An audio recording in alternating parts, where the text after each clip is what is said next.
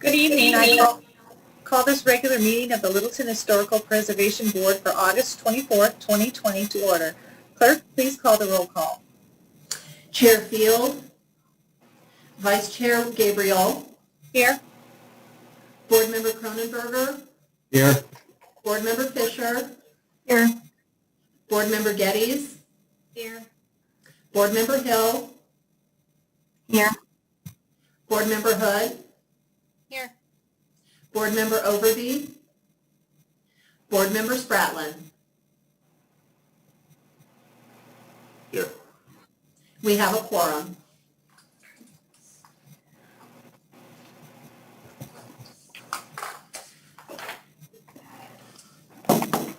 Vice Chair, do you want me to go ahead and do the lead-in? Yes, please. Thank you. Good evening, members of HPB, staff, citizens, and guests. I'm Colleen Norton, City Clerk, and I'll be serving as moderator for this evening's virtual meeting of the Historical Preservation Board. We're streaming this meeting live on Cable Channel 8, Facebook, and on our website, littletongov.org. Please be aware that comments left on Facebook Live will not be moderated and will not be included in meeting minutes. Those wishing to participate in any public comment portion of the meeting are advised to view the meeting at www.littletongov.org, MyLittleton, Littleton 8 TV. This broadcast has the least amount of delay. The agenda will be handled by Vice Chair Gabriel in the same way it would be handled for a regular in-person meeting. As always, citizen participation is encouraged during public comment and public hearings. To participate via phone, please call 669-900-6833, and when prompted, enter the webinar ID 993-4292-7727. There will be two opportunities for citizen participation this evening, once during public comment and again during our public hearing. If you wish to speak during either of these opportunities, please call in early and stay on the line. Again, the number is 669-900-6833, and when prompted, the webinar ID is 993-4292-7727. When public comment or the public hearing is announced, please press *9 to raise your hand to be recognized as a speaker. Microphones will be muted for all citizens calling in. Citizens can press *9 to raise their hand to be recognized. Speakers will have 3 minutes to address the board. The clerk will announce when you have 30 seconds remaining, and again when your time is up. We expect comments to be civil. Disrespectful or disruptive behavior will not be tolerated.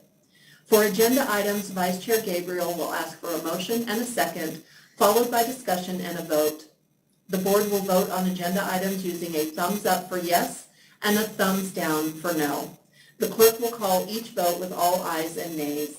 Again, if you plan on participating during public comment or public hearing, please call 669-900-6833, and when prompted, enter webinar ID 993-4292-7727. Please stay on the line and press *9 to raise your hand to speak. I would like to make a reminder that there is a bit of a delay. Zoom has made some updates, and so when we call on a citizen to speak, there may be a minor delay before they are unmuted to speak. Vice Chair Gabriel? Thank you. It's time now for everyone to look at their agenda. Are there any changes to the agenda tonight? Okay. Seeing none, the agenda is approved, and we'll move on to minutes. Are there any changes to the April 20th, 2020 minutes? Nope. Okay. If not, could we have a motion and a second, please? I'll move. Okay. Second? I'll second. Andy? Okay. Are you ready to vote? Okay. Colleen, are you ready for us to vote? I am thumbs up for yes, please. Thumbs down for no. The vote is unanimous. The motion carries. Okay. Okay, Colleen, it's time for public comment now. Thank you, Vice Chair. If you wish to address the board under public comment, please call 669-900-6833, And when prompted, enter the webinar ID 993-4292-7727. Press star 9 to be recognized. Citizen microphones will be automatically muted until the citizen is called upon to speak by the last 3 digits of their phone number. Please remember to state your name and district or address clearly for the record. Public comment is an opportunity to express opinions or to ask questions regarding issues that are not part of public hearings on tonight's agenda. Each speaker will be limited to 3 minutes. The city clerk will notify you when you have 30 seconds remaining, and again when your time is up. We currently have 2 callers in the queue, both with their hands raised. The caller with the last 3 phone number digits of 819 is first in line. The caller with 075 will be up after that. Caller 819, you have been unmuted. Please press star 6 and begin speaking now. Hi, this is Pam Chadbourne. Can you hear me? We can, Pam. Thanks, Colleen. A couple of things, Historic Preservation Board. At your last meeting, you began to talk about some things that have had work done on them for historic preservation, but have not been acted on, in some cases for decades. And I applaud you for that. I am very eager for you to continue that impulse or intention, that focus, and to get that work done. The city has all of this work done in 1997, in 2000, 2001, in 2018, and it's not been acted on, and I want to see this. I feel passionately that Littleton has an opportunity that no other cities around the Denver metro area have, and so it is something to seize and exploit and use to our best advantage. And I think that's the historic merit on the whole north side, from Lowell to Broadway. Chair Field once said, be bold, and I want you to be bold in historic preservation. Let's not limit ourselves. Let's take advantage of the work that's been done and build on it, and look at the opportunities we have. I believe that that will lift all boats for a quarter mile in either direction of Bellevue, Main and Alamo, up Littleton Boulevard. It will raise the whole strip. So we haven't done enough work as a city on the economic advantages of considering investment in historic preservation and historic branding on this north side and exploiting the opportunities that we have that almost no other cities in Colorado have. So please, all this work exists. Specifically, I'm going to call on you for the mid-century modern study that was completed in 2018. 30 seconds. We need that work now for overlay districts along Littleton Boulevard and in downtown. And honestly, it goes up to Arapahoe Hills. Let's start to appreciate the entire environment, the integrity of our north side, and use it and make it grow and be strong and robust for the future. Thanks very much. Thank you. Vice Chair Gabriel, the next caller in the queue has the last 3 phone number digits of 075. Okay. Caller 075, you have been unmuted. Please press star 6 to begin speaking now. Please remember to identify yourself. Good evening. This is Gary Ellerman. Can you hear me? Yes, welcome, Gary. Thank you. Again, my name is Gary Ellerman. I live in Beaumar, Colorado, but I have called Littleton my home for 30 years. I work with the Mulhern Group Architects in downtown Denver, and we do a variety of projects, some of which include historic structures. I would like to comment this evening on the resolution 06-2020, which is recommending approval of the Phase 2 amendments to the zoning code. I have had the privilege of working off and on with the City of Excuse me, Gary? Littleton over the years. Excuse me. Yes. The issue that you're speaking about is actually a public hearing tonight. This is not the opportunity to speak during public hearing. This is public comment for items that are not part of the agenda. Okay. So if we could I'll ask you defer to my hold on the line and wait for the public hearing. I will do. Thank you. Thank you.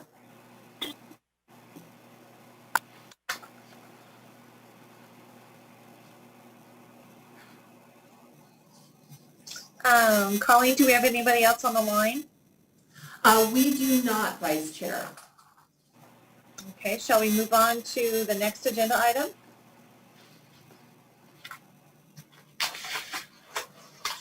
So the next agenda item is general business, and there is none. We do have a public hearing, HPB Resolution 06-2020, recommending approval of Phase 2 amendments to Title 10 of the City Code relative to downtown. Jennifer, did you want to introduce the consultant for the presentation? Or Kathleen? Yeah, I'll take over that. Yes, Kathleen. So, good evening, members of the Historical Preservation Board. I'm Kathleen Osher, Director of Community Services. Tonight, the action from Historical Preservation Board is to consider a recommendation for City Council to approve the Phase 2 code amendments relative to downtown. We hope that what you find this evening is that these are consistent with the vision, goals, and policies of the comprehensive plan that was adopted last year. And so what we'd like to do is bring our team of expert consultants, both Brett Keast and Brian Mabry from Candid Keast Collaborative, to provide a brief presentation to guide you through the proposed amendments to the city's existing Title 10. So I'm going to have Brett and Brian join us here virtually, and then they'll share their screen with a presentation that'll walk you through both just a few reminders about the process that we've been through with Phase 1 amendments, and then what the direction from Council for this Phase 2 process has been. And then we'll be happy to answer any questions that you might have at the end of this presentation for clarification and move forward in the public process with opening up the public hearing. So at this point, I'll turn it over to, I think Brett's going to get us underway. Yeah, Brian, are you able to pull that presentation up? I guess you have it up, don't you? Yeah, looks like we're all set. Okay, perfect. Well, good evening, everyone. We're pleased to be with you tonight. As Kathleen indicated, I want to give you kind of a brief presentation to overview some of the proposed changes thus far on this project.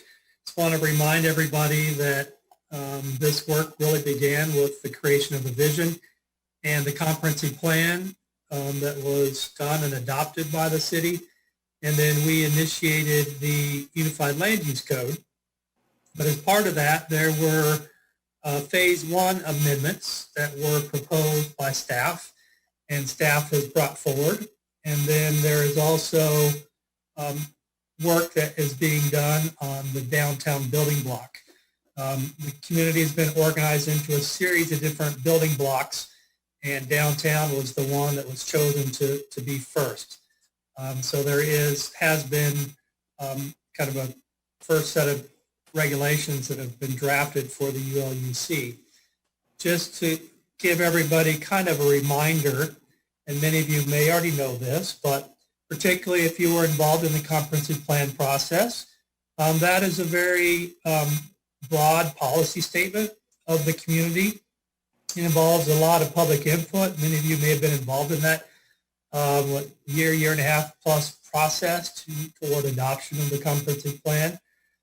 So it kind of lays out, all the broad ideas and identifies, strategies and opportunities, and lays out a series of initiatives or action recommendations Those are to guide the community in its decision-making broadly for all sorts of decisions across the community. But as it relates to the HPB, specifically to design standards or guidelines, as well as what will be the Unified Land Use Code. It is much different than the actual regulations. The regulations are a legal document. We try to specify this with the graphics that we show here, where a plan kind of lays out all the menu, and what we're talking about now is the actual cookbook. So we're getting to the specifics. We're laying out the ingredients and everything that must be required. So this too has come with a lot of public engagement, public involvement to get input from many folks across the community to make sure that we're calibrating these standards properly for Littleton, and so that we can improve upon the zoning and the design standards that the community has had in place to really reflect positively on what you all expect. As the first caller said, you have a fantastic downtown, beautiful historic structures. And so the idea here is to create more articulate and better standards that will help you preserve the historic structures in that entire area. Next slide, please. So in terms of the purpose and the process, the preview of the Phase 2 draft of the downtown building block is really intended to address how the draft ordinance identifies the priorities that were initially set out for us at the beginning of this process. And it will outline updated and added provisions that we've come up with thus far. Again, much of that is coming from the community and working very closely with council, planning commission, and I know this group has been very involved with that, to identify the roles in the public and identifying the preferences, to summarize the approach to best practices as these have been drafted, and then to identify some of the key considerations that may be before all of the different boards before these are adopted. So obviously we have this evening for your public hearing. Tomorrow night we have a joint study session with the council and commission. We'll be presenting much of the same information. That is for information only. The purpose of that meeting is really not to start getting into the weeds and identifying proposed changes, but just to present to them the most recent draft and the more significant changes. Again, those are following the priorities that were laid out for us at the beginning of the presentation. And then in a week, we'll be having the Planning Commission public hearing. And then through mid-September and early October, there will be first and second readings by the council. And just to keep everything in perspective, the moratorium that was passed for downtown currently terminates on October 11th. So in part, this timeline is to work to try to alleviate or relieve that moratorium with the adoption of these new standards. So we are building on the Phase 1 amendments. There was a lot of good work that was done. The Phase 1 amendments were probably the highest priority things that needed to be addressed sooner than later. Staff led those, and a lot of good work was done there. Obviously, this all comes from the comprehensive plan. All of these directions and guidance is provided through the comprehensive plan document. That is a mouthpiece for the public. The public was heavily involved in helping to develop that comprehensive plan and through multiple revisions until the plan was deemed acceptable and adopted. And we're, again, building on this whole character-based approach. This is different from what you're used to because your zoning districts to date have been based on use. And the difference between that and now is we're not only looking at the use, but we're looking at the character. The character is basically kind of the physical dimensions that help to create the look and feel of a street or a block or a particular area. You're used to these from some of the sub areas that you've talked about and looked at in the past for the design standards. So we're really building on the comprehensive plan and moving towards character, which is a lot more articulate and explicit in terms of what may be built and what cannot be built, particularly more so than your current regulations. So the priorities that were initially laid out for us, probably the ones that rise to the top are those that you see there on your screen, and we're essentially going to kind of talk through each of those in this brief presentation. Next slide, please. So in addition to those issues, there were others that emerged through this process as we fully expected. Many of these have been discussed, debated, and drafted and redrafted, and are reflected in the most recent draft. And probably one of the big things here was to what we're referring to as repurpose your central area district. Many of you may know and understand that that district has served its purpose, but it has outlived its useful life in terms of the development outcomes. Those things that are coming to you in the form of development proposals and those things that are being built to make darn sure that what is built going forward is exactly what you intend. So that's really the purpose of tonight. Those current regulations are very broad and they're vague. In some cases, they're silent, leading to a whole lot of discretion. And when there's a lot of discretion, there's sometimes not a lot of consistency because things are handled on a case-by-case basis. As I said, they focus on individual uses, not so much about the design of the use and the context of that design with the adjacent and surrounding and abutting properties. And probably the two most important words that need to come out of this process are predictability and certainty. And there can be no predictability and certainty if the regulations are vague or not clearly articulate of spelling out precisely what the requirements are.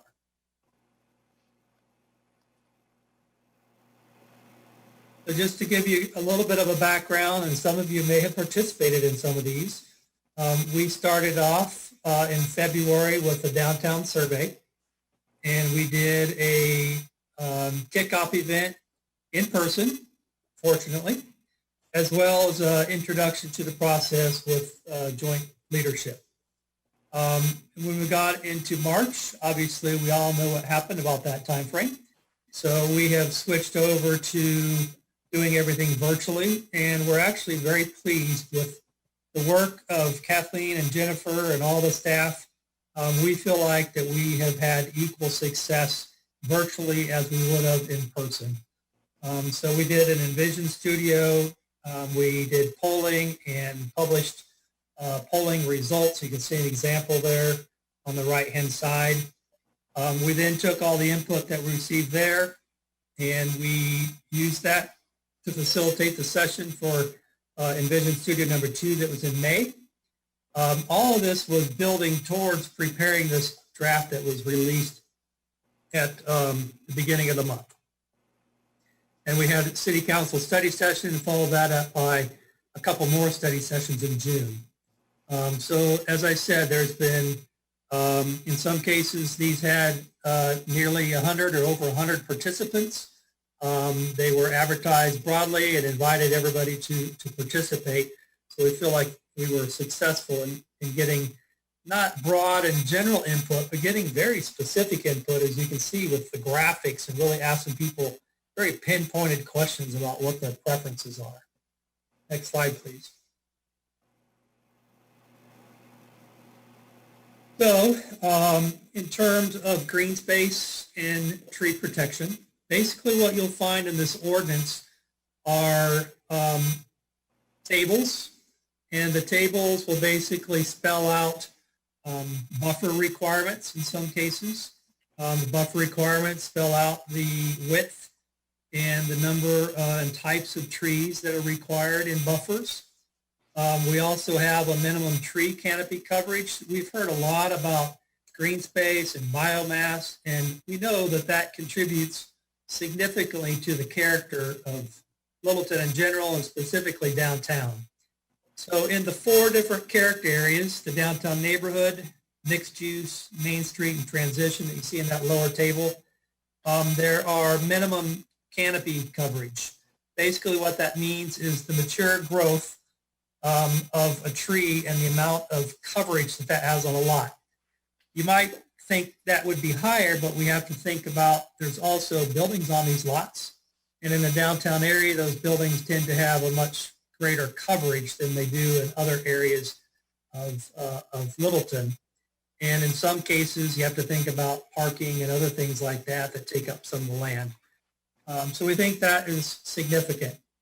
And then we've also identified public open space standards and spelled out different types of ways that public open space can be provided, and then provided specific guidelines for each of those, as you can see in the graphics with a plaza and a parking park, pocket park, common green, etc.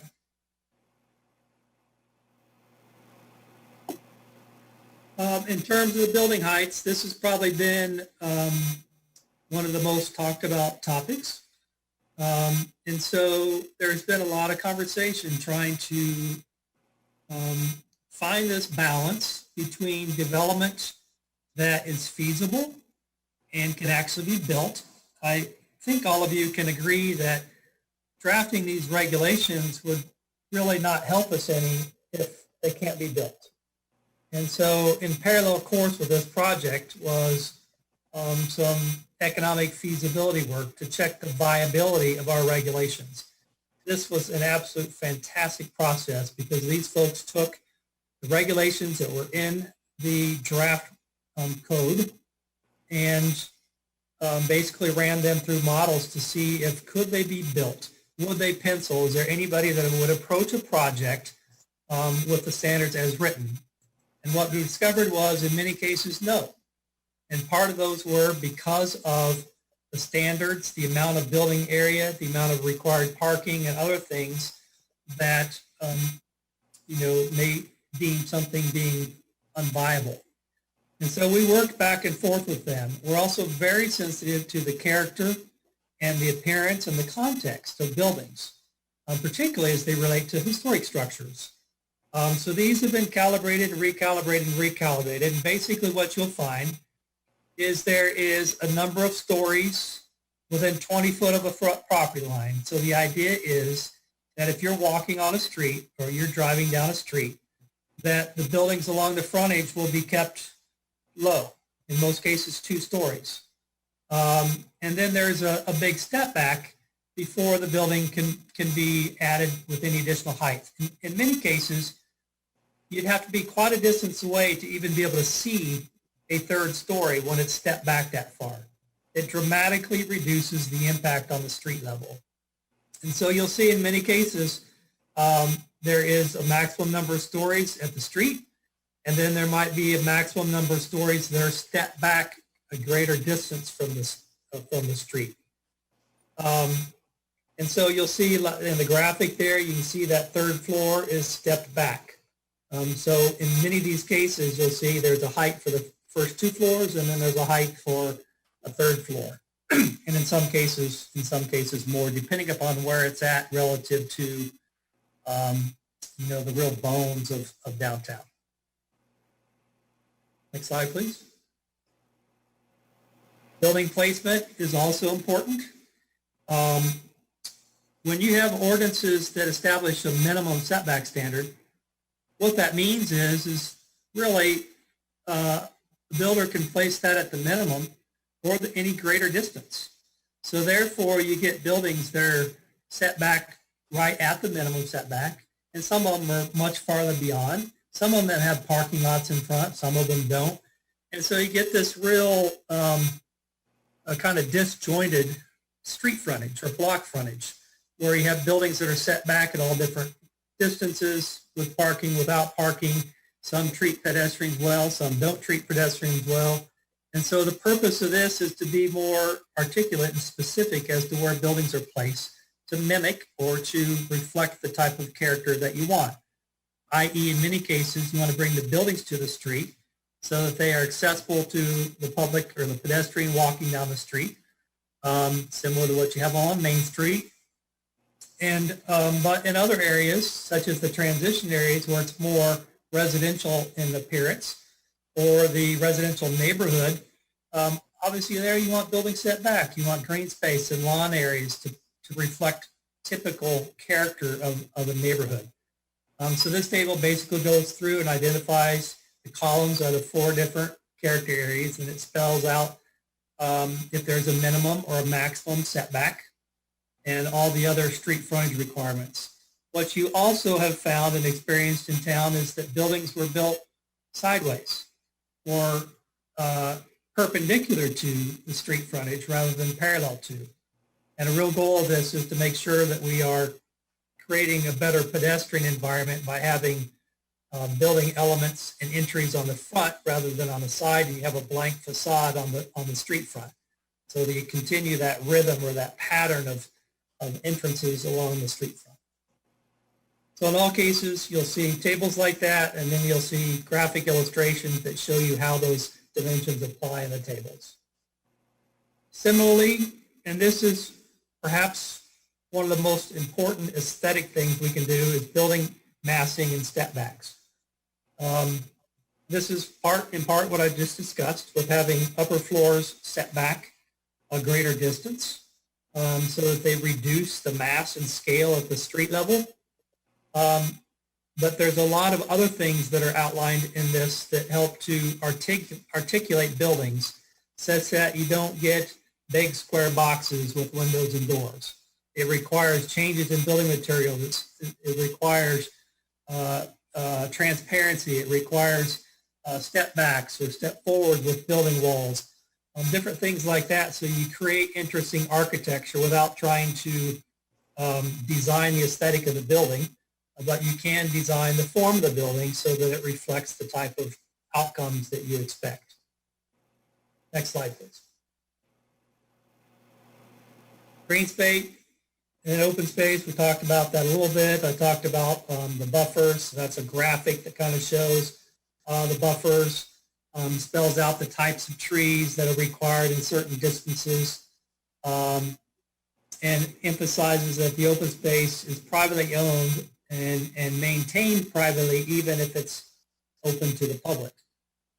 So as I mentioned earlier, there's a variety of different ways that green space has been worked into the standards. In some cases, it might be hardscape areas, which could be plazas and seating areas and fountains and other activated pedestrian spaces, along with green space. And one of the changes that's being talked about is to require that any green space has 75% living material, so that we do get true the benefits of true green space. Next slide, please. So, as I mentioned earlier, we have renamed the Central Area District to DT Downtown. Within that downtown district are 4 character areas, as I just showed in the table. The downtown mixed use allows for some additional intensity. So when you see the map, you'll kind of recognize where those areas are, and they were purposely selected so that any additional intensity would not have a direct impact on Main Street or some of the other sensitive areas. By the way, we've also identified sensitive edges when basically 2 properties come together and the treatments that are required between them. For instance, a sensitive edge could be no more than 2 stories, so you don't get dramatic changes in height on 2 properties side by side.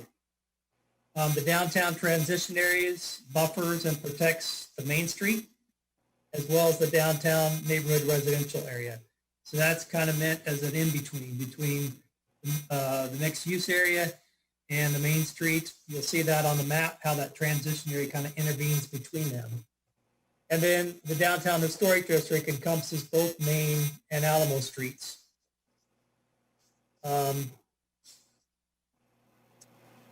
And then draft regulations to protect historic assets and character.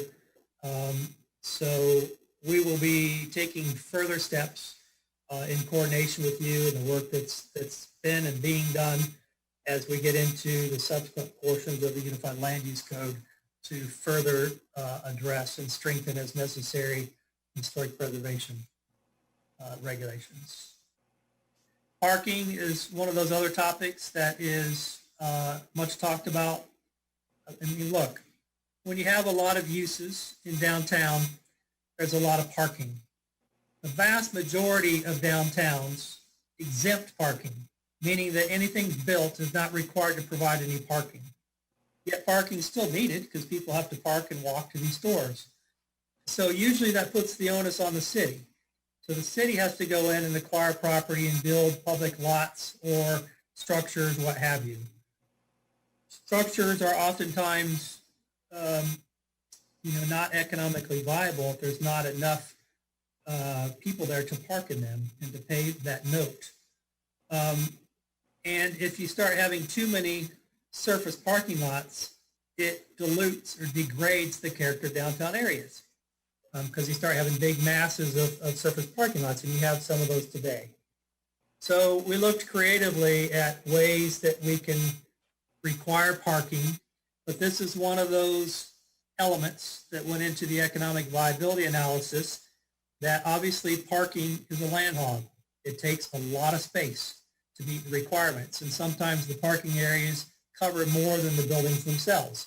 That's kind of reversed in a downtown area.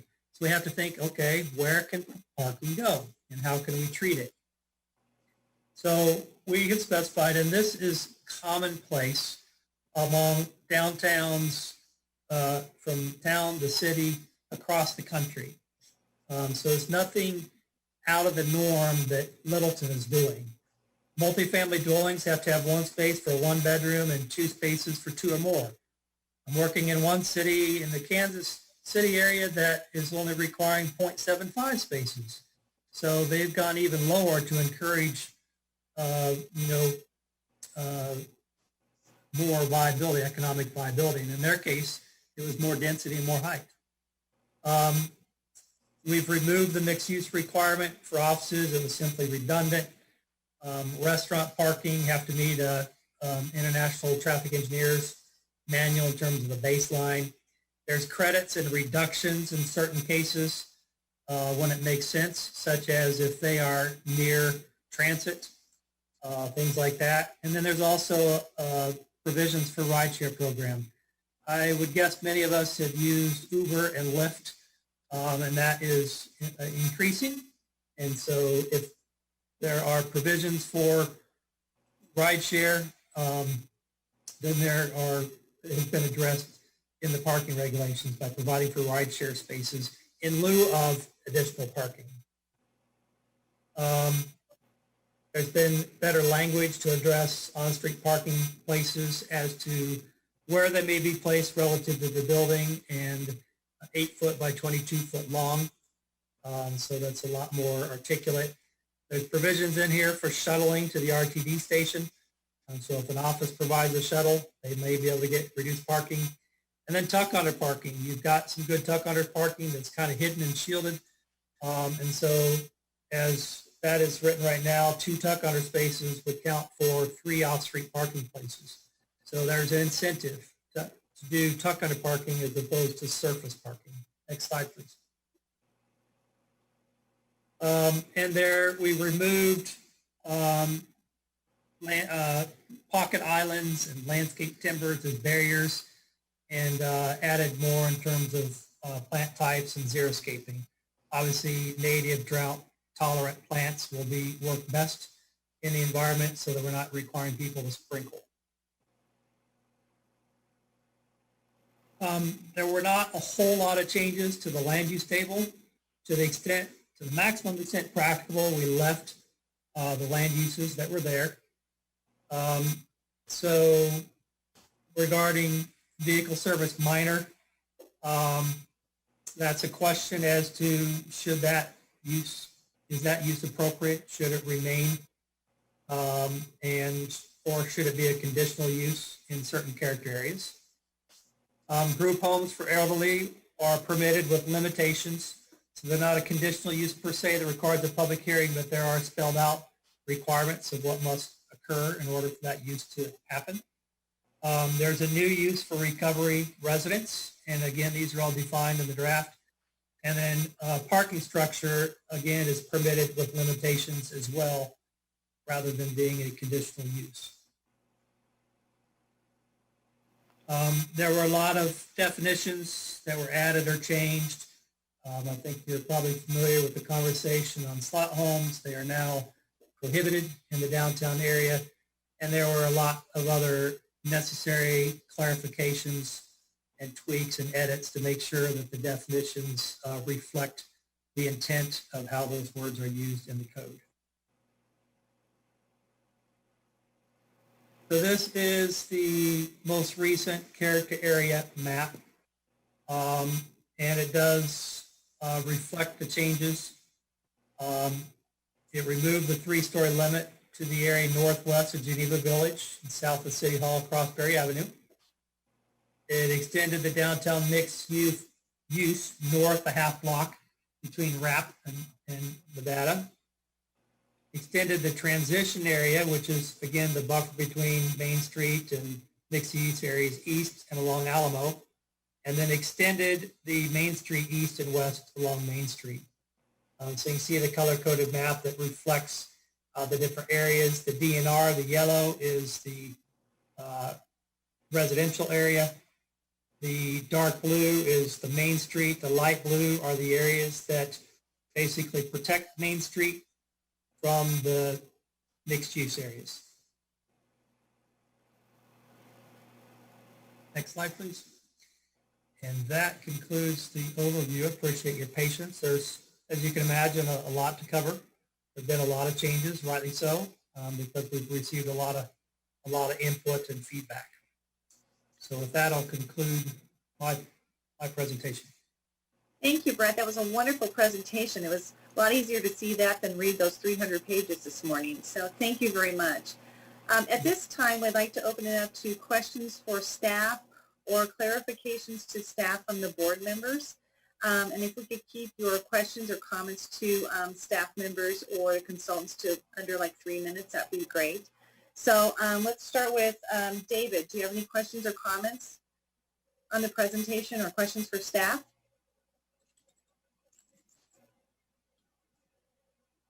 Again, just reiterate, I think this was it's a huge undertaking. It's a great job with this phase 2, trying to incorporate a lot of these changes that are kind of pushing and pulling in various directions, I would say. One of the comments I had just on the top of my list is regarding signage. I do believe in past zoning references, there was a sign plan required and it would be submitted to or for historic preservation approval. Is that still a process that's included in this phase 2 amendments? Ryan, you want to tackle that one? Or, I guess, Jennifer? Yes. Yeah, I can address that. That did not change. We sort of piggybacked on many of your existing sign requirements that were in your code already and referenced them. And then really the changes that are sign related in this document and in this set of changes are really specific to more measurable things rather than procedural things like that. So that is still in place currently. Thank you. All right. Anything else, David? Okay, how about Lisa, you're up next. Do you have any questions or clarifications for staff?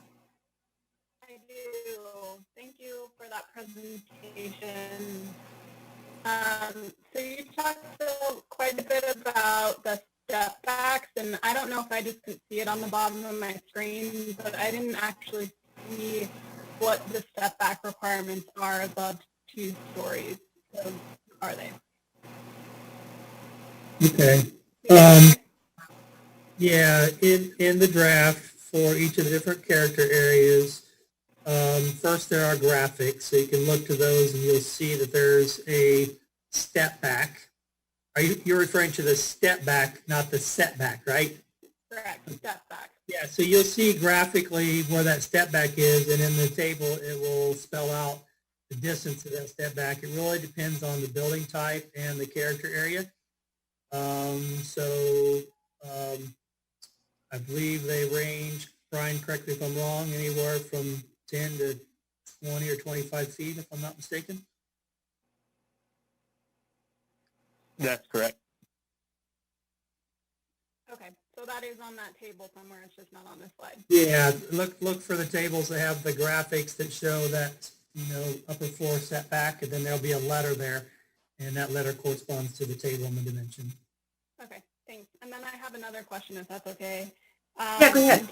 I'm curious about the parking reduction incentives. I know we talked about it in the study session about increasing the distance from the RTD station, that those would apply. So I just want to confirm that that was increased. And if you could explain that reduces the parking requirement, that would be great. Yeah, so the distance is 1,320 feet. Okay, so that's a quarter mile. That is best practices. So that is, you'll find that in ordinances all across the country. Basically, it's known as the pedestrian shed for transit stops. And it was only 700 or so before, right? I believe it was, yeah. Brian, do you remember? Yes. Okay. It was. And Brian, you might give more specifics as to the parking reduction within those areas. Mm-hmm. Yeah, it was originally 700, and internally, just as we were batting things around amongst ourselves and with staff, like many things, that number changed and got bigger and smaller and landed on, as Brett mentioned, this kind of best practice of 1320.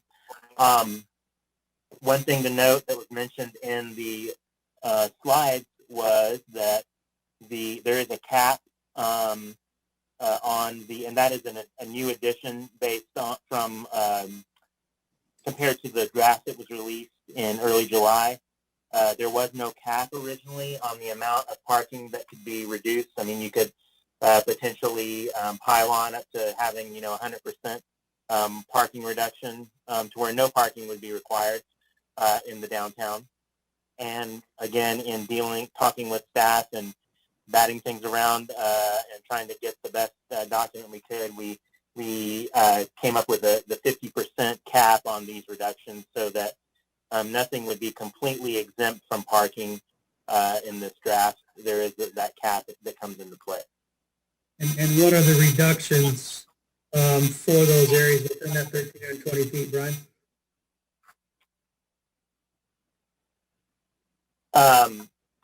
It's a 20% reduction within the 1,320 feet of the RTD station. Okay, for all uses? Yeah. Okay. And then is the 1320, is that drawn from like the parcels, the parcel boundaries of the RTD station, or is it from like a centroid in the RTD station, or how does that, how far does that go out? And can you also, I don't know how far 1320 is, so like how many blocks up north and west would that be? Well, we have it spelled out and with guidance on how to measure that distance, and it's measured along a sidewalk or walkway, as the case may be, from the entrance of the pedestrian entrance of the development, whatever whatever new development we're talking about that could be taking advantage of this reduction, to the nearest parking space of the station. So that could vary, depending on what the sidewalk layout is like, and but it's the quarter mile is generally a certain number of city blocks. Brett, what is that? Probably 4 to 5 blocks. Yeah. Okay. Okay. Thank you. Thank you, Lisa. Andy, do you have any questions? Actually, Laura, I'm sorry, before you go on, so just to clarify, I think the first question that Sarah or not Sarah, I'm sorry, Lisa, had asked was in regards to the amount or the measurement for the step back. And I believe, and Brian and Brett, correct me if I'm wrong, that's really covered on this slide as C, which is the four plate area. So we don't necessarily have a number of feet that it has to be set back. Is that correct? Again, I think that's by building type and character area, because there's some places where it will have the height within 20 feet and then the height thereafter. In this case that you're seeing on the screen right now, yeah, it's saying that the fourth floor plate can be 80% of the third floor area. So it doesn't specify distance per se, but it's just saying it would be 20% less than the floor area. Am I misstating that, Brian? No, no, you're not. But I think a more concrete answer is further down. There are several different techniques in a different section. If you want, actually, it would be section 10-4-18S, parentheses S. There is the depth of the step back is spelled out as 15 feet. That's probably maybe in a revision to this draft, we could maybe make that a little more upfront. But that distance, that vertical or that horizontal distance of the step back is 15 feet. Does that answer your question, Lisa? Yeah, that one could. Okay. And you're good, Jennifer? Yes, thank you. Okay. Okay, sure. Andy, you're up next. Thank you. I know you covered it. It was on the slide, but can you just recap again? I have two questions. The first one is, if you can cover again how the code uses sensitive edges and how that's relevant to the preservation standards. Brian, you want to tackle that one?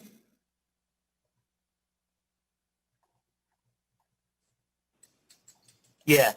So we define, since actually there on the screen, there is the definition of sensitive edge there there's several characteristics that can make up a sensitive edge. It would be where development is adjacent to a historic district is a good example, historic district boundary or local landmark.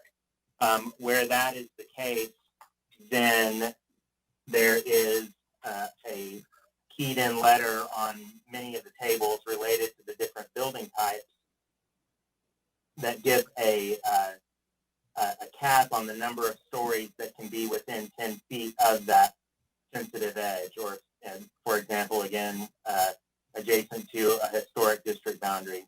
And in this case, it's on the screen, and what is pretty typical for the other building types in the code is a 2-story height limit.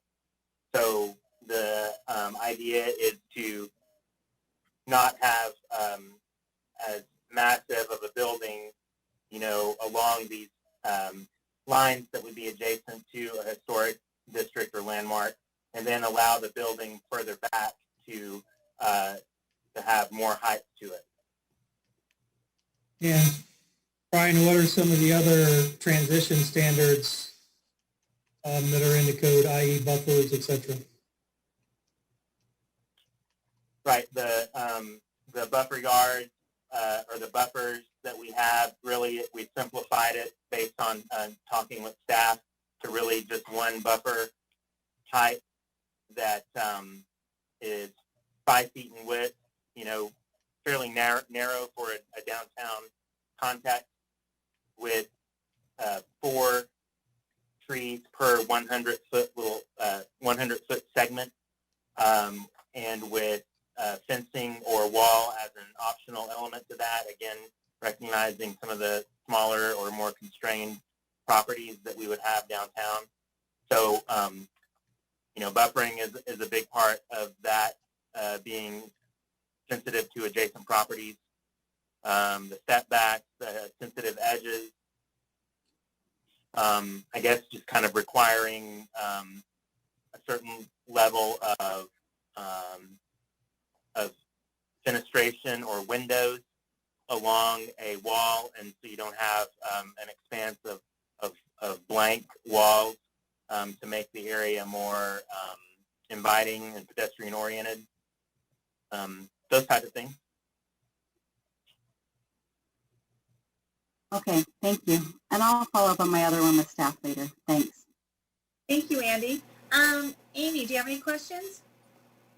Yeah, just a quick one, and you actually started to answer it just in your last remark. And I've been looking through the language here to find some language around transparency in the presentation, which, by the way, was very good. Thank you for pulling this presentation together. It really, helps pull together all the language that we're looking at nicely. So I appreciate that. Thank you for all the work you put into it.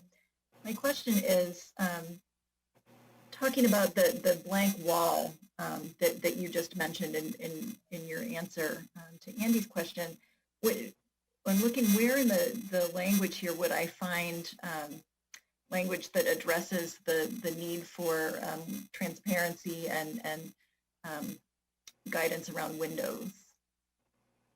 Yeah, so if you do a search on transparency, it will basically come up as one of the elements in each of the rows for the different building types. Okay. So an example would be for, I'm going to get to another example here. Well, like for a townhouse, for instance, again, it will have a graphic, and it will have a letter associated with that graphic, and it will spell out the percentage of facade that must be glazed or with windows, and it's a percentage of the ground floor wall area and then a percentage of the upper floor areas. I see. So, for instance, it's like 30% of the ground floor and 20% of upper floors. And obviously that changes from building type to building type. In some cases it's 40%, 30%. In some cases it's 50% and 30%, depending upon the nature of the building and the location and context of that building. All right, thank you. So mixed-use building, for instance, is 65% of the ground floor needs to be transparent, and a minimum of 20 or 25% on upper floors. Any more questions, Amy? Not at this time. Thank you. Hey, Rick, do you have any questions?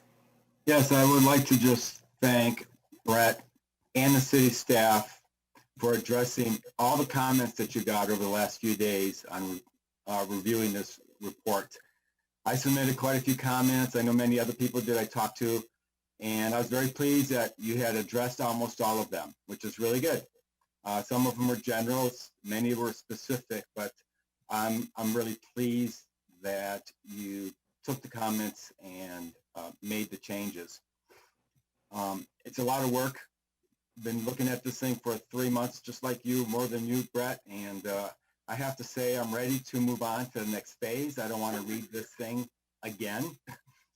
But I did have a couple comments. One, I like the revisions of the zones in downtown. The expansion of the transition zone, I think, fits much better with what we're planning downtown. We mentioned that Alamo Street would be historic. We have to be kind of cautious right now how we present that. It won't be until we go through our formal process in about a year, but I'm glad and that everybody's taken it into account, which is what we wanted to do. I don't know if now's the time for a couple specific comments on the ordinance. But I'll just have a couple. I noticed that the definition for family disappeared. I don't know if that's going to end up in the code or not. But there was a question about defining the family, and probably the best way to define it is not to define it, right? The word sustainability wasn't in this part, and I don't know if it should be in this part of the code or another part, but there are many comments by board members as well as the public about the word sustainability.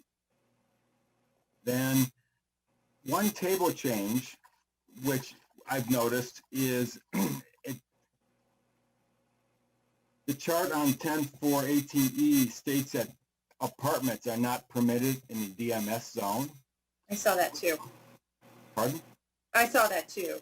Yes, but we have apartments in the DMS zone, so they already exist. So I'm not sure why that hasn't changed. There might be another rationale. Maybe you mean a pure apartment building versus a mixed-use building.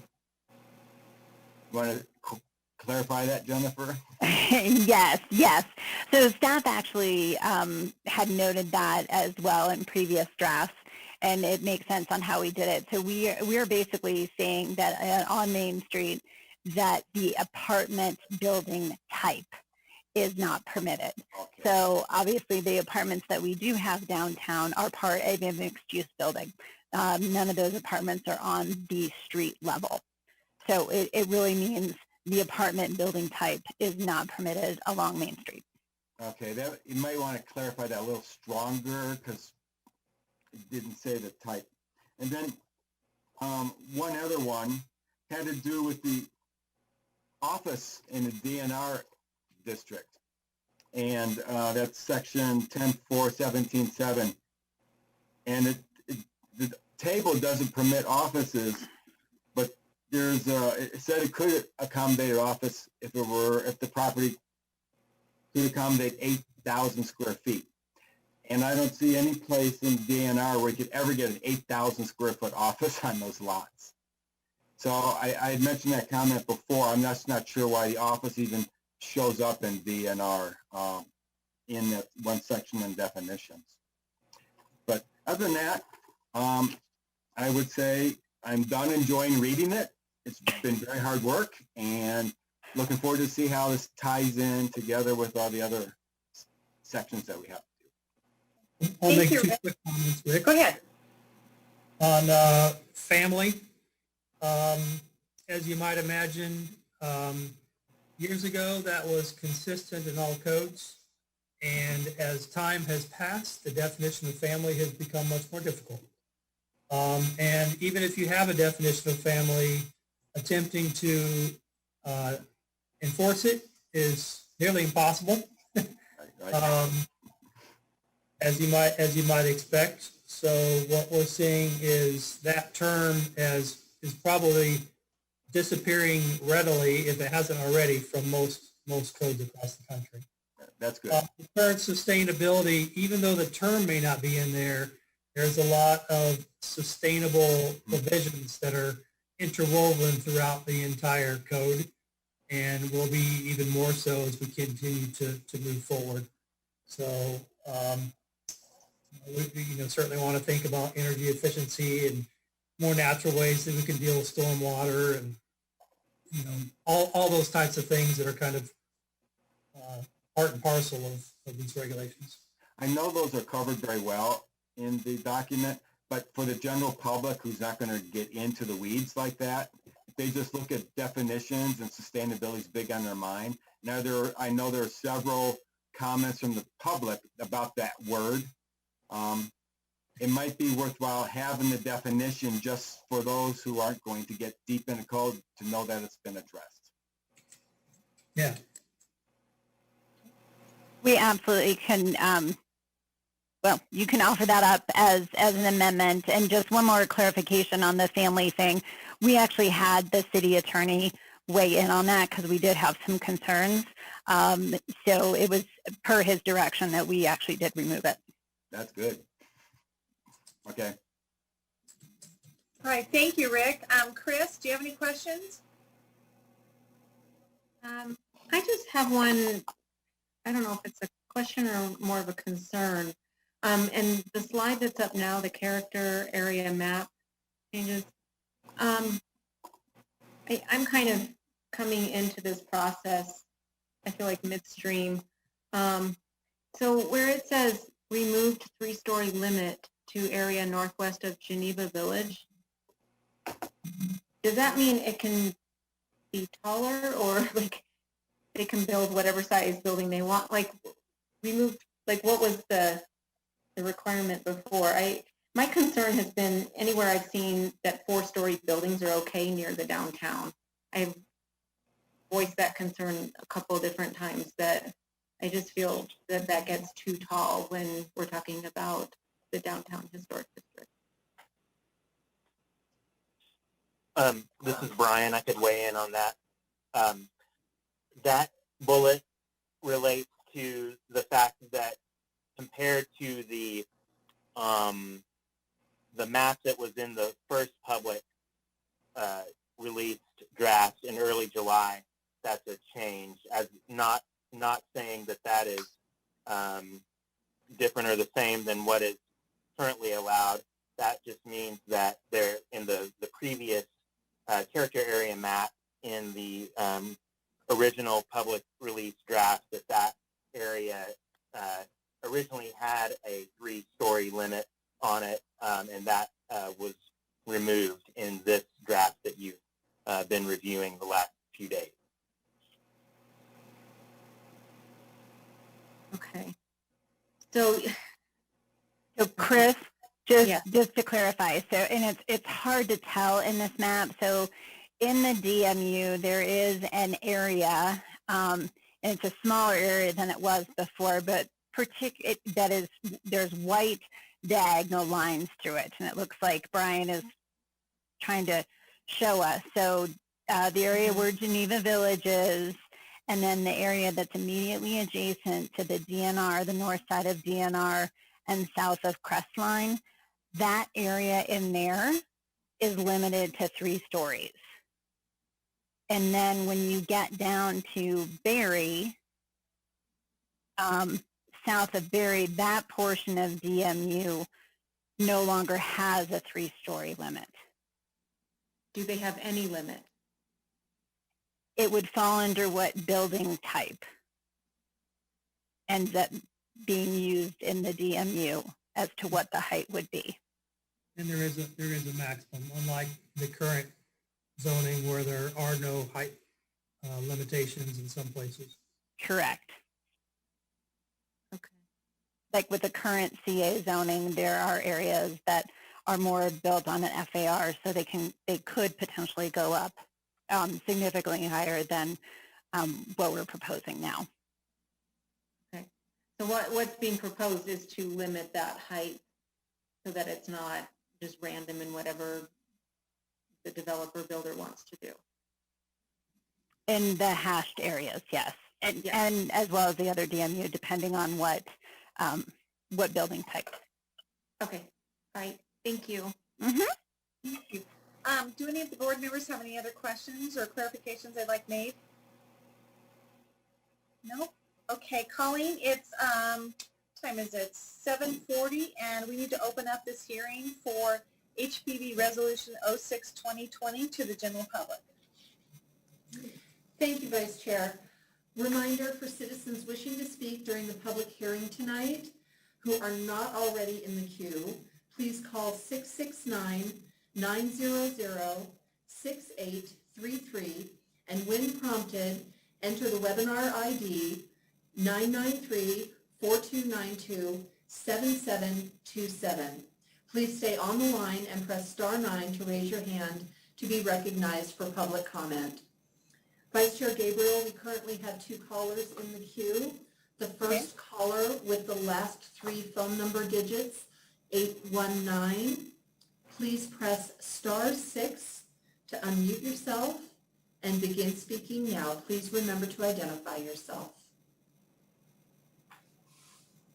Hi, Colleen. I didn't actually raise my hand, but my name is Pam Chadbourne. I live in District 1, and frankly, you guys, you're talking about my house and the neighboring property.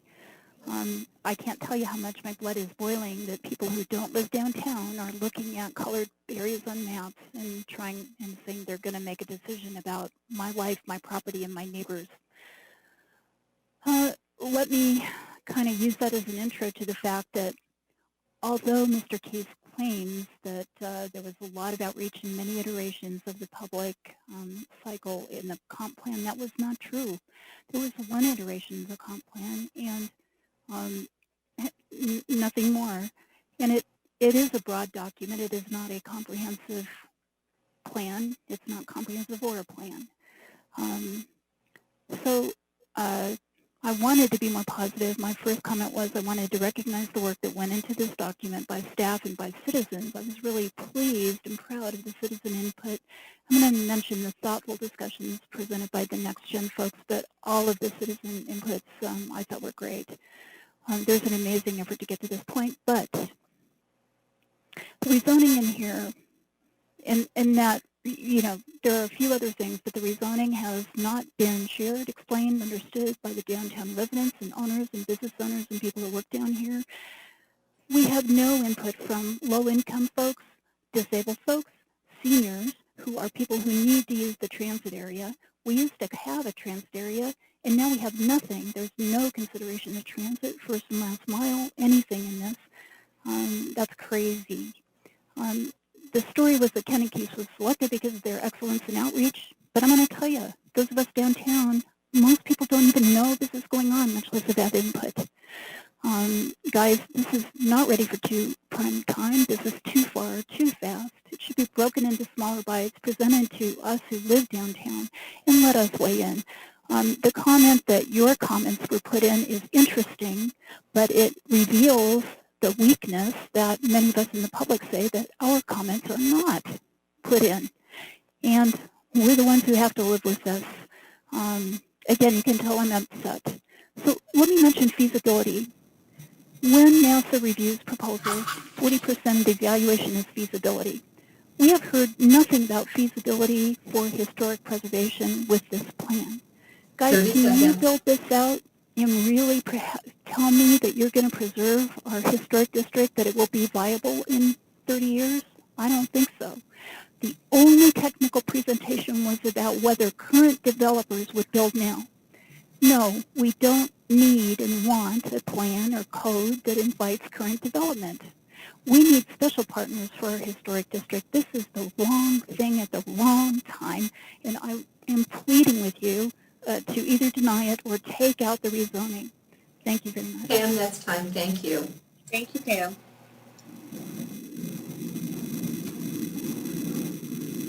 Vice Chair Gabriel, the next caller on the line with the last three phone number digits of 075.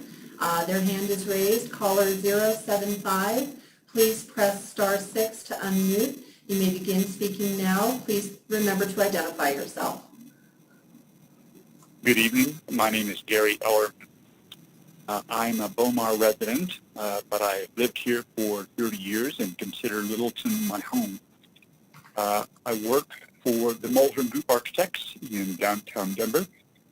In my past, I was the principal in charge of design for Alberta Development, and one of the signature projects that I oversaw was the streets of South Glen. I'm here to encourage you this evening, as a historic board, to adopt this new code. Although there is no such thing as a perfect code, this is a very good one, and I'd like to applaud all the efforts in the staff's careful contemplation of putting in these measures, which will allow for carefully scripted development in the downtown core. And I think that that's a very good thing, especially in light of how our basic real estate and development economics are going to be changing in the future years. So first of all, thank you. Although this code doesn't deal directly with historic preservation, I have a couple of minor comments that I hope you will appreciate. First, don't be afraid of density, because when you get density, you are able to buy other attributes, and those other attributes allow the character that this code espouses to be developed. So I do applaud the fact that we are allowing upper levels to step back to preserve preserve the integrity of the pedestrian experience along the streets, yet allow that additional density to come into play. Second, don't be too afraid of classical architecture. There has been a trend in recent years to require articulation to the point that it is sometimes overdone. And for example, when we did some large retail buildings that are flanking the park at South Glen, there really is no articulation at the grade level. It's a very uniform and consistent sidewalk width, much like it is when you walk down Main Street. Yet the buildings above the first floor, not on the first floor, do step back and are articulated so that as you step back away from the buildings, you appreciate the cornice lines that are lower level. And right now, I think the code reads that there's a limit of 25 feet for that. Another comment is that I would continually like to encourage the city of Littleton to allow creative signage. Littleton has historically been very conservative with its signage. Gary, that's time. Yes. That's time. Okay. Thank you, Gary. Thank you. Colleen, do we have any other callers? Vice Chair, we do not. Okay. At There this are time, no other callers. it's 7:47. I'd like to close the public hearing, please. And at this time, I'd like to ask for a motion on HPB Resolution 06-2020. Is there any discussion or any motions? I would like to offer 2 amendments. Is this the time to do that? No, Chair, Board Member Cronenberger, we need a main motion and a second on the floor before we can bring in amendments. And then amendments would need to be brought in one at a time with a motion to amend, a second, discussion, and a vote before we bring in the second amendment, if more. So we do need a main motion and a second. Okay. Do I have a motion and a second, please?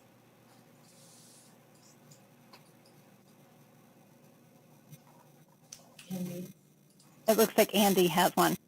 Oh, I can't see her at the... Oh, okay. I didn't want to just jump out. So I move to approve HPB Resolution 6-2020, recommending that the City Council approve Phase 2 amendments to Title 10 of the City Code relative to downtown. Do I have a second? I'll second. Rick? Okay. Can we call for a vote, please? Do we have amendments to Oh, this that's right. before we vote? Rick, do you want to go ahead? Yes, I'd like to offer 2 amendments. Well, you First can only one. do, you can only do one at a time. Yeah, I'll do one. I'll just do one, and then we'll discuss. I'm going to do 2. Okay, first one is to add the definition sustainability to the list of definitions. Okay. Any discussion on that from anyone?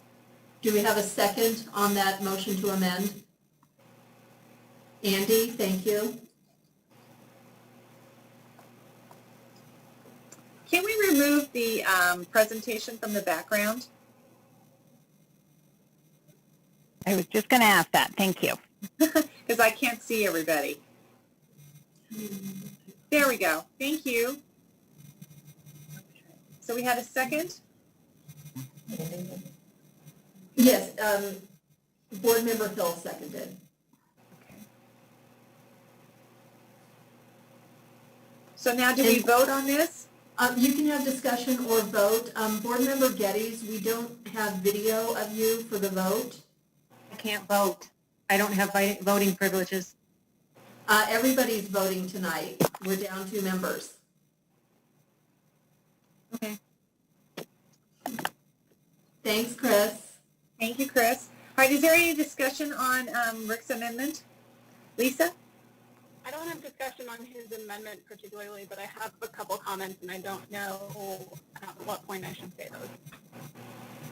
Colleen, should she do them now or should we wait? Lisa, are your comments on the main motion, on the amendment, or just in general? Main motion, or in general. Okay, well, why don't we vote on this amendment? And then we can go back to discussion on the main motion before Rick makes subsequent amendments. Okay, Rick, can you repeat your amendment motion, your amendment? To add the definition sustainability to the list of definitions. Okay, is everyone ready to vote on that? Okay, go ahead and vote. A thumbs up is a yes, a thumbs down is a no. The vote is 7 in favor. The motion carries unanimously. Okay. Rick, do you want to go ahead and add your second amendment? Did we want to go back and let Lisa make her comments on that main Yeah, motion I'm sorry. before we move I'm sorry. forward? Yes, Thank Lisa, you. go ahead. So I just wanted to bring back kind of what I brought up, the question about the step back. I don't know exactly how we would fit this into an amendment or anything, but I do think that it was pretty clear that there's some confusion about how those step backs work. And the way I heard it in the presentation was that anything over 2 stories is stepped back. But the way I read the code is that there's building articulation methods that you have to have when they're over 25 feet in length, and one of those building articulation types is a step back. And so I don't think that's clear. It doesn't seem like staff or the consultant really understands how the step back works. So I think that needs to be thought through a little more or described differently. Not really in this area. Session tomorrow. So, sorry, I got interrupted. I got distracted. I think that needs to be clarified because I don't quite understand it. Okay, so would we clarify that with an amendment, Colleen? You certainly could propose an amendment for clarification. Is it just an amendment to the resolution, so that resolution just gets passed to City Council as like a note that we said, or is it an amendment like a code amendment? Jennifer, can you write it? Yeah, either Jen or Ashley, do you want to chime in on that?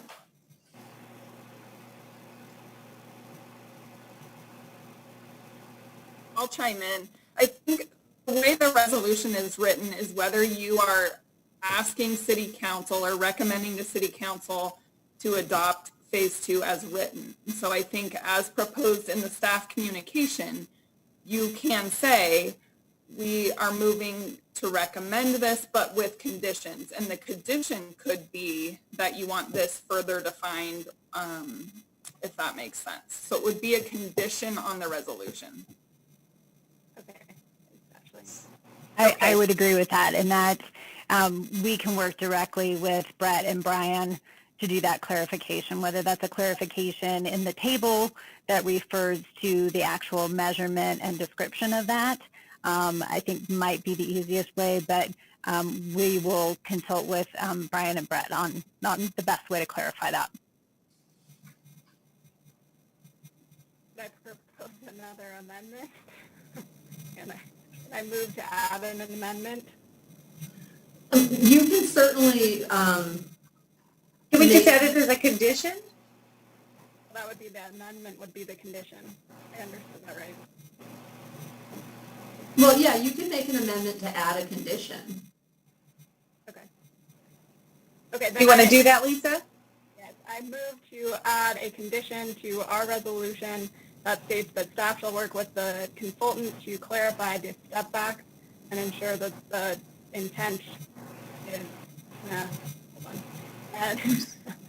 and ensure that the intent is that there are step backs after the second story. So do we need a second on that, Colleen? Yeah, anytime you're doing an amendment, and Okay. since she's doing the condition as an amendment. Okay, I second that. Okay, thank you. Okay, all in favor of that amendment? Or actually vote, I'm sorry.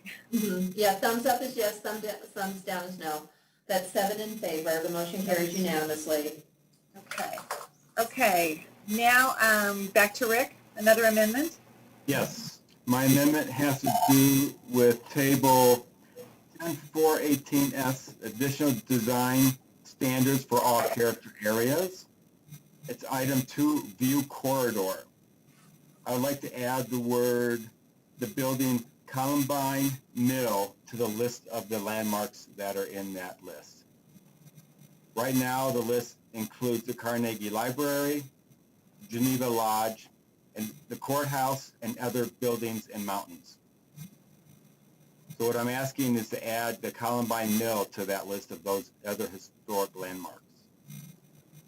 Chris? Chris, you're muted. I'll second that. Okay. Is there any discussion before we vote? Okay, let's go ahead and vote. Thumbs up is yes. The vote is 7 in favor. The motion carries unanimously. Okay, now what do we do, Colleen? Well, do we have any further amendments? Doesn't look like it. Okay, so what we have now is a main motion on the floor as amended by these amendments and conditions. So we would need to either have further discussion, or you could vote now on that main motion as amended by board members Cronenberger and Hood. Okay, do we have any discussion on any of the amendments or on the original motion? Okay, would everyone like to go ahead and vote? Have a moment. Will we be able to comment just generally after we vote, or should we comment before we vote? Well, once you vote this, it's kind of put to bed. You could make comments, I suppose, during reports at the end of the evening, but if it's related to this item, it might be better to make those comments now. Okay. Go ahead, Lisa. Thank you, Colleen and Chair, for guiding me through this. I just have a couple of comments. They're related to my questions. This is what I said in the study session, that I still think the parking requirements are especially high for a downtown area. I'm definitely encouraged that the incentive to reduce parking around the RTD station, that distance has been increased. But from a historic preservation perspective, none of these historic buildings were built with parking requirements, and the ability for buildings to meet high parking requirements and achieve good design and design that is compatible with historic buildings, I think, is difficult when you have that high of parking requirements. So I just wanted to again state that I think that lower parking requirements would be perhaps more suited to ensuring the design quality of the downtown. And then secondly, I wanted to, I think that somebody mentioned this already, but I just wanted to commend the Next Generation Advisory Committee for their report, essentially, for their input to this. I was very impressed by that, and as a member of the Next Generation of Littleton, I was very encouraged to see the time that, just generally the Next Generation, not a member of the committee, I was encouraged to see that the time that was spent into giving really thoughtful input. So I wanted to give it out that. And then I also wanted to point out something to the staff. I just read through all of the public comments, and a theme that really came through to me was that people found it really difficult to review this. And I know that we've talked about it before, and that the ultimate ULUC will be in a different format, and that you'll be able to jump around from code to code more easily. But I just want to encourage that for the ULUC process, that some additional thought is put into the survey questions, or how the code is released to the public, whether that's released in like parts and pieces so that people can digest them more easily, and maybe questions that are more specific or directed than just stating the chapter and do you have any comments. So to quote my old boss, Don Elliott, in his book, A Better Way to Zone, zoning is not a sexy topic. And I think it's a really difficult topic for the public to make comments in anyway. And so you really have to do as much as possible to make this digestible to the public. And I think that with our ULUC effort that's coming up, we really need to make a concerted effort to make this more user-friendly for the public comment, the people who are taking the time to give their public comment to be able to easily review and provide helpful and informed comments. So those are my comments that I wanted to make. Thanks. Thank you, Lisa. Ashley, do you want to talk to her about the transition to the new report, or should we go ahead and vote first? So Laura, we'll actually cover that in staff comments. Okay. Okay. Then go ahead, Rick. I just would like to reiterate the comment problem. It's going to be hard for the public to understand this unless they read into it. I lost my mind going over this thing. But I think what would be really helpful for the public and everybody reviewing it is if the city can come up with a standard format for commenting. That might make it a lot easier to then review back and forth. And I know that I thought in my comments, just by citing the section, I would be able to find out where the stuff was in the code. Big mistake. I couldn't find it. There's just too many pages to go through. Doing page number was a lot better.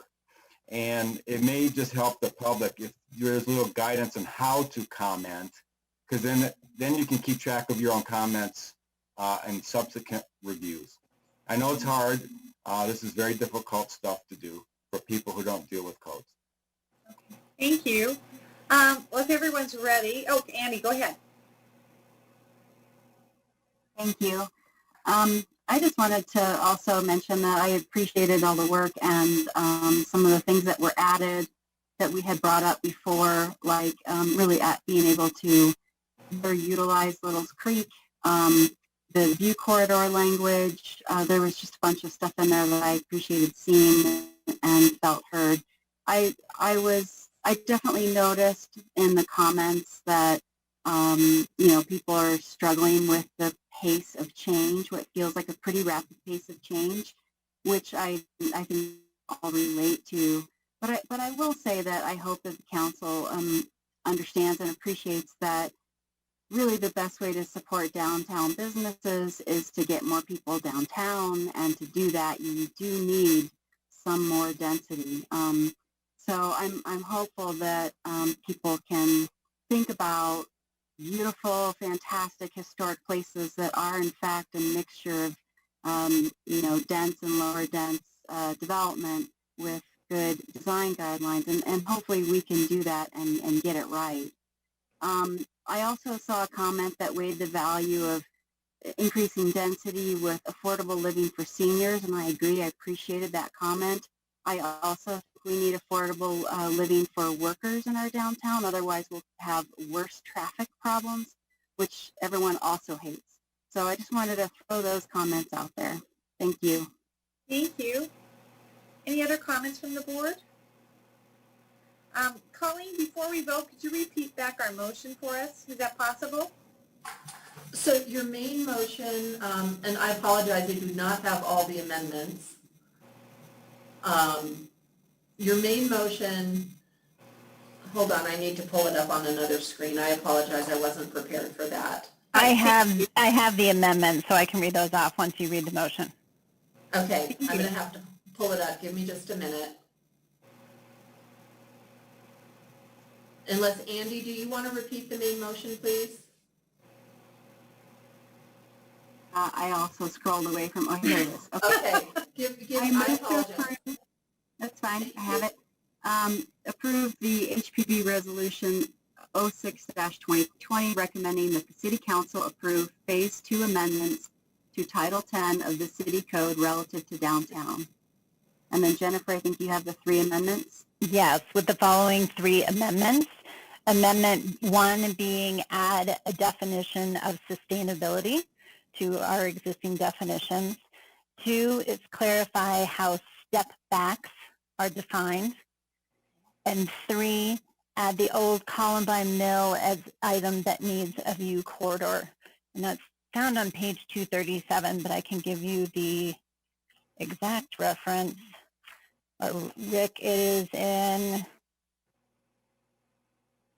10.4.18S. Okay.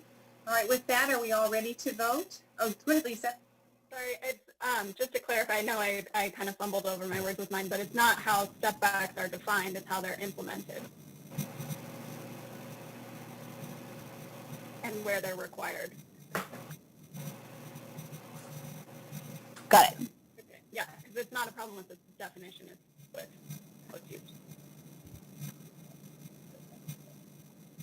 Writing it down. Thanks. Okay. All right, are we all good to go to vote? Okay, let's vote. The vote is 7 in favor. The motion carries unanimously. Thank you. Okay, it's now time for reports. I think that's you're up, Jennifer. Excellent. So I'm actually, since the question came up during our meeting, I'm going to call on Kathleen if she can pop on here and have her explain how we're going to transition into our new software called ENCODE and how that will greatly simplify how we get public comments moving forward. Yeah, that, I may have, if Brett's still on, he may weigh in as well. Lisa, your points are incredibly well heard on our ears too. When we started to design this 18-month process for a unified land use code, we put a lot of thought into how the interaction with code would go with people, and how that commenting would happen. And unfortunately, taking on this sort of phase 2 piece because of the urgency that council expressed, we lost some of those tools. So one, we are looking now at when we have the unified land use code, it will no longer be a static document. So Rick, to your point, you won't be wrestling with a PDF and page numbers. It'll become an interactive website. So if you think about something, if there's a reference in the document that has a definition defined in the code, all you'd need to do is hover over that word and the definition would pop up for you. Navigating from pieces of the code to other parts, being able to see how certain aspects of the code are reconciled against different parts of the city. So relative to downtown, or if you're thinking about neighborhoods, or if you're thinking along our corridors throughout the city. So we're super excited to have that. One of the things that it does offer us is that we're able to both internally and externally see those comments. And we're able to, basically drop those right in on the document as opposed to having to go through this process of either referencing a section or referencing a page number and providing those specifics. Unfortunately, with the limitations of doing this in a PDF and with phase 2, we tried our hardest to figure out a way to do that. And we mirrored what we did with the comprehensive plan of creating an online survey that could at least guide reviewers through and have them take a temperature read. And that's what you saw in terms of the graphics as part of the public comment. And I think what was super clear when you look at those graphics, where the greatest sort of areas of disagreement or maybe even concern, to some extent just more clarity needed, you could see that blue get a little bit bigger on the right-hand side. And we felt really great that those were ones that staff were pointing out. We were hearing from you and Planning Commission at the same time. We were hearing those same concerns from City Council. So, those larger blue sections really got addressed in this next iteration. Brett, would you add anything relative to, both how communities and clients are using ENCODE? But I do think that we're going to have a much, much stronger and better and easier process when we get to return back to the Unified Land Use Code and kind of get off of this slight detour of trying to work this in to our very old city code. Yes, so we have already initiated the step to migrate this document into the ENCODE software. So it will be web-based and interactive. You will see things like pop-up definitions. So any term that is defined, you can hover over that term and it will show you the definition right there. There will be liberal cross-referencing. So where there are other sections of the land use code or even of the town code that are important, you can click on that and immediately jump there. The same could be set up in terms of review. So if there are comments, it could have instead of a page number, it could have a link that would take you immediately to that section. So this, as Kathleen said, will be a great deal more efficient for Brian and myself, as well as for Kathleen and Jennifer and all the other staff, because we'll be able to share via the cloud back and forth and have that interchange and doing all the red line track changes and things like that and looking at it together. And we can export it to Word and Microsoft Word and PDF when we're done. And we will also be able to handle graphics and tables and things like that. The tables can even be dynamic. So if it references a character area, you might be able to click on that character area and it might show you where that character is in downtown or any one of a number of other things. So we are hopeful that this will dramatically change your experience with the code once we get that built. So we expect to have that up probably next week. Rick, go ahead. So when you make comments, when I make comments, would it be made on the web? And if it is, how do I keep track of my comments in my document I'm reviewing?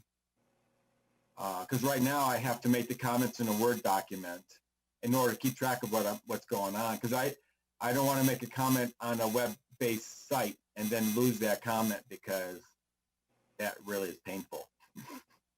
Yeah, great point. Appreciate that. We will work through that with staff with some of the details. But essentially, those comments can be reflected in a table associated with each section for which there's comments. So you can see the comments and the responses right in the draft. So that is one of the things that is available to us if staff chooses to pursue that path.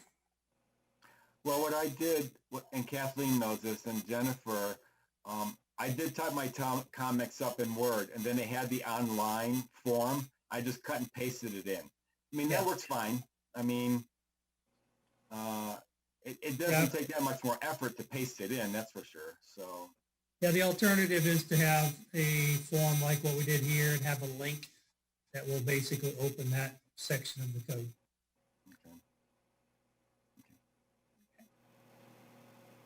Lisa?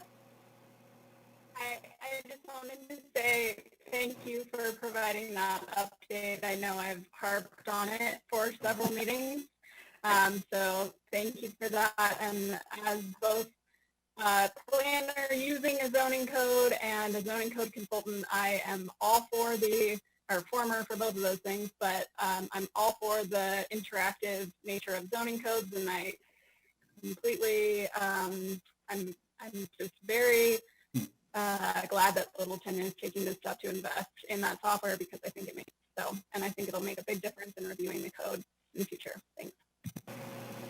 Thank you. Jennifer, do you have anything more? I was going to say, even our city clerk is excited about this new software. So that's saying a lot, right, Colleen? Yes. Can't wait. I know, for here on staff, I mean, you know, KKC told us that this was coming and showed us all the bells and whistles. And then when council decided we need to do a phase 2, it was like, no! So we are really excited to finally be moving to that. So thank you, KKC, for your patience and getting us to that point. Any other questions on ENCODE? All right. So the only other thing that I wanted to bring up is to just circle back on our conversation that we had about work groups at the last study session. So I'm actually going to have Ashley say a few words, and then I will as well. Thank you. I just wanted to step in on this really quick, knowing that Jennifer wanted to kind of have a follow-up discussion on the work groups from study session last week, as I think there may have been some confusion. I did send a legal memo to members of the board earlier today, just clarifying the authority of HPB, but want to do so publicly as I don't think I made that as clear as I could have at the last session. But essentially, HPB is an advisory board. The members are appointed by council, and your powers and duties are enumerated in our code, more specifically at section 466, where it kind of lists out 5 separate enumerated roles or responsibilities, the majority of which are really advisory in nature and include words like advising council or making recommendations, much like you all did tonight in the public hearing related to phase 2 amendments. You're making a recommendation to council. And so I wanted to kind of just circle back on that, noting when this discussion of work groups was first brought up last week, there was some confusion on, well, what really is our role? Is this quasi-judicial? Are we making decisions? You're not. So what staff is asking you to do, and I can have them reiterate this if there are further questions, but is essentially using your expertise and experience to help inform staff and council through these work groups to get to a place where there is informed discussions in the application that staff will ultimately make, to then in turn have city council as the elected legislative body and policy-making body to really ultimately make the decision on the kinds of topics that are being discussed in your work groups. So I hope that clarifies it a little bit. Again, I don't think I did as good a job clarifying that as I could have at the last hearing. I kind of wanted to just make sure that was made clear for you all as well as the public if that came out confusing at the study session prior to Jennifer doing a follow-up on those groups. Are there any questions for me related to that? I have one. Go ahead, Rick. Could we have 3 people in a group? No. The opening class still applies to you, Rick. Okay. Always will. He always pushes. Yeah, that's it. Yeah. That was a good memo, Ashley. So, No, happy to answer any questions. And like I said, I don't think I made it as clear last time, so just wanted to clarify for y'all. Thank you for putting that Jennifer? together. Sure. That was great.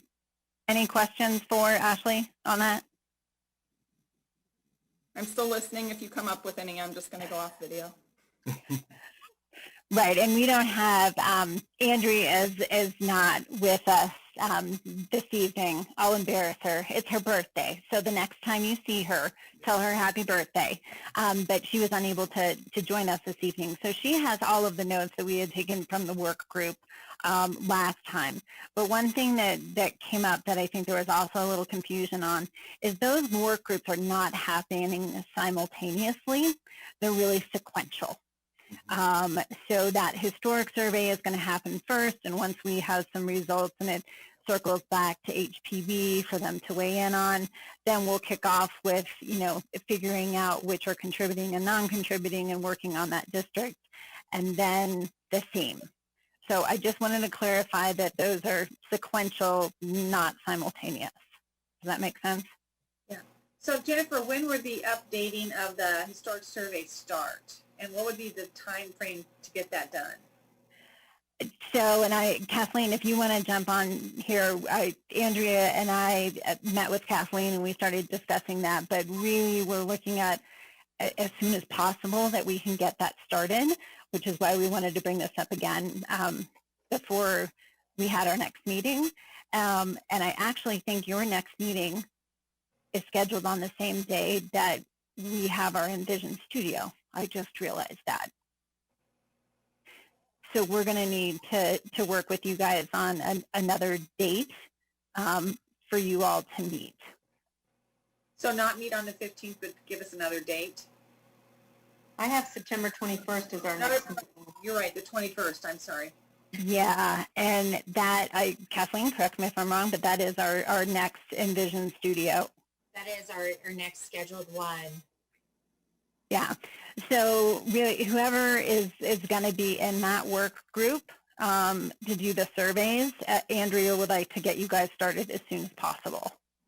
Yeah. Do we remember who was in that first group? Chris, were you in that first group? Okay, Chris and I was, and I don't know that anybody else signed up. I do know that I messaged with Andrea last week right after the meeting and gave her all the information I gathered on the tablets. Right, and I actually talked to our IT director, so, and I think Andrew was going to connect the two of you, and just to see if we have what we need. We actually do have Kindles right now, so we needed to see if those would actually work, and we do have access to some other tablets, so we just wanted to see if we had what'll work, and I know, Rick, you said that HLI was willing to actually purchase one of them. Just one, yeah. Yeah. So Rick, are you part of that first group with Chris? Yes, I was going to do surveys. Okay, all right. So Jennifer, you know that Chris and Rick are both going to do the surveys. Did we have volunteers for that second group? Because I'll volunteer for the second, the identification of contributing and non-contributing. Yeah, but Jennifer just talked about the timeline, so that would be the one that's running December to February of 2021. The identification will be? Historic significance, yes. Okay. What happens if we get done faster?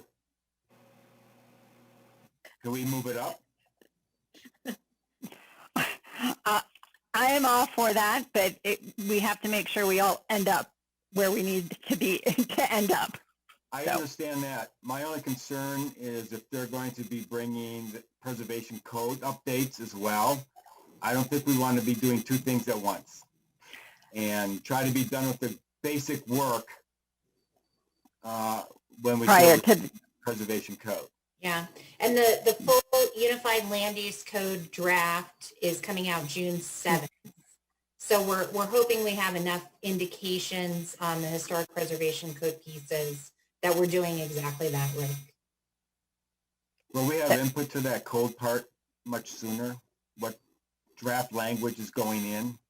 I think what we're imagining is a process very similar to what we've just gone through with both phase one, which HPB's role was more related to the standards. Yep. And so that you might remember that process of having that input throughout. And then this phase two, getting that input early on and incorporating that into what's released to the public and continuing that incorporation throughout the public draft phase. So we're anticipating now a release of June 7 for the Unified Land Use Code and a public comment period that stretches to, I think it's either, I can't remember which Friday that is, but I think it's July 27th in 2021. So we're trying to get as close as we can to a 2-month review period.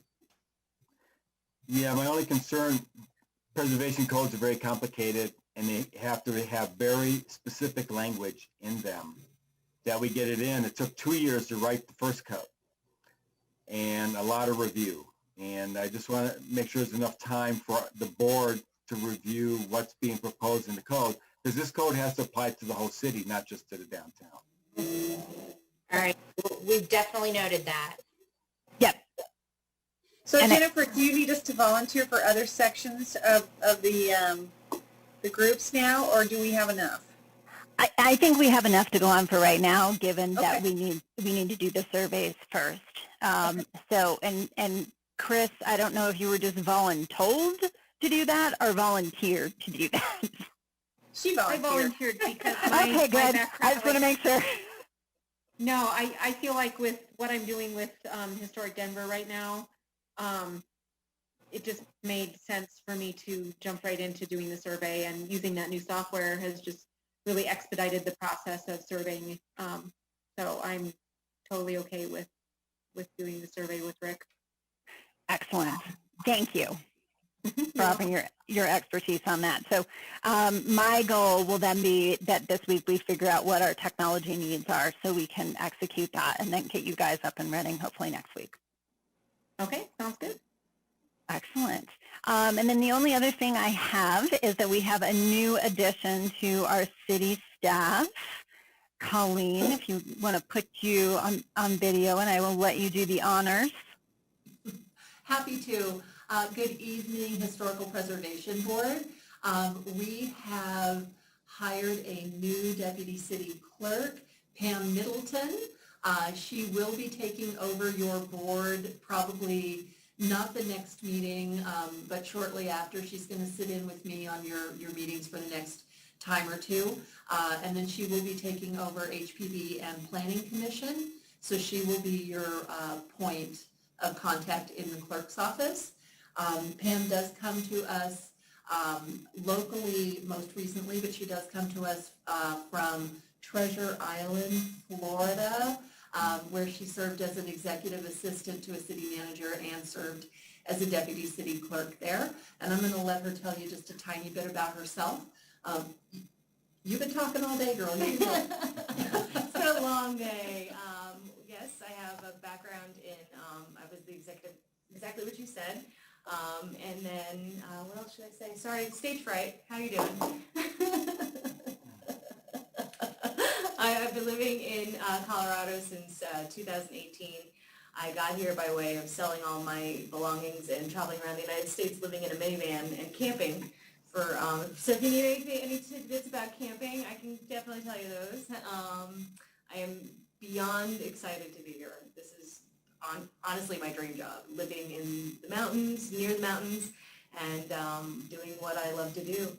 So as much as I love my job in Florida, it was flat and quite warm. So I'm really excited to be here. So lovely to meet y'all. So Welcome to Littleton. Thanks. Thank you, board. Okay, do we have any other business to discuss? Okay, Colleen, I think we're going to adjourn this meeting at 8:26. Thank you very much. Good night, all. Good night. Thank you so much, everybody. Good night. Thanks, Laura. Good job, Laura. Bye-bye.